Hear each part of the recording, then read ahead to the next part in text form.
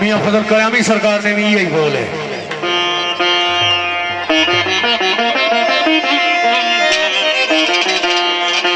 आल मलक बराबर नीचात और मोहब्बत है।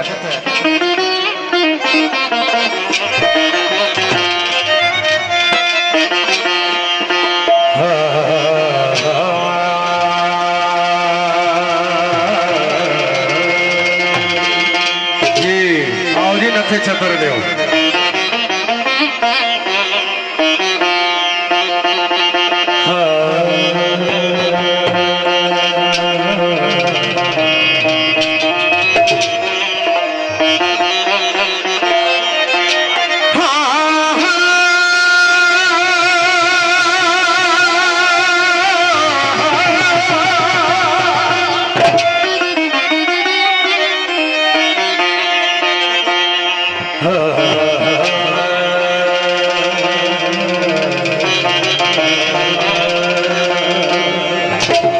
बड़ी कुता है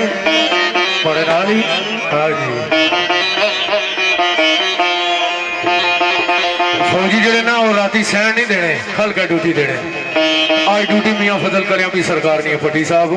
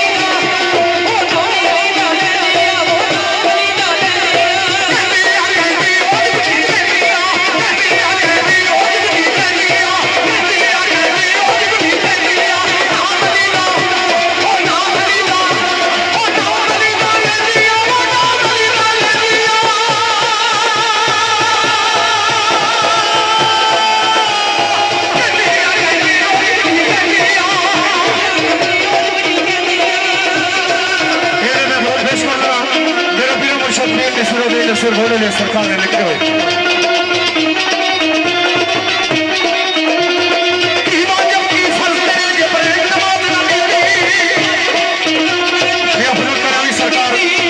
पदर शरीफ गए उधरों दिल्ली को बड़े पाबंदे शरीयत सुलेमान पदर शरीफ जा गए वो बुजुर्ग जिस बस्ती में जाने से उस बस्ती ने लोगों की पता लगी जाना सा कि आज साड़ी इस बस्ती में जो ना रात रहना तो डरे ना लोग नमाज पढ़ने से जरा नमाज ही सब पढ़ना उसकी डंडे मारने होने से उधरों दिल्ली तो आ गए इधरों मियां फजल कल्याणी सरकार पाक पदन शरीफ ही चले गए इस वेला जोर की ऐलान हुई तो उन्होंने नमाजियों के गल आख्या कि मियां फजल कल्याणी की दसे कि इतना सुलेमान गया आया तो पेशी की नमाज नहीं शामिल होया तो डिग्री नहीं भी शामिल हुई जिस वेला डिग्री की अजान हुई मियां फजल कल्याणी सरकार को ना मस्जिद जाए ना दिसे उन्हें आख्या हूँ उसकी गल आखे कि अगर तू जिस वेला असर की नमाज उसी तू ना आया है तो मैं उठू तेन डंडे मारने शुरू कर सकता मस्जिद तक लैके जिस वेला उन्हें जमात कराई सजे सलाम फेरिया तो पहली साफे मियां फजल कल्याणी सरकार खड़ते जिस वेले खबर सलाम फेरिया तो पहली साफे मियां फजल कल्याणी सरकार खड़ते नमाज पढ़ के मस्जिद तो बाहर निकलते के तकड़े के एक छोटी जी दीवार है एक मिट्टी की ढेरी है मियां फजल कल्याणी सरकार उतर लेटे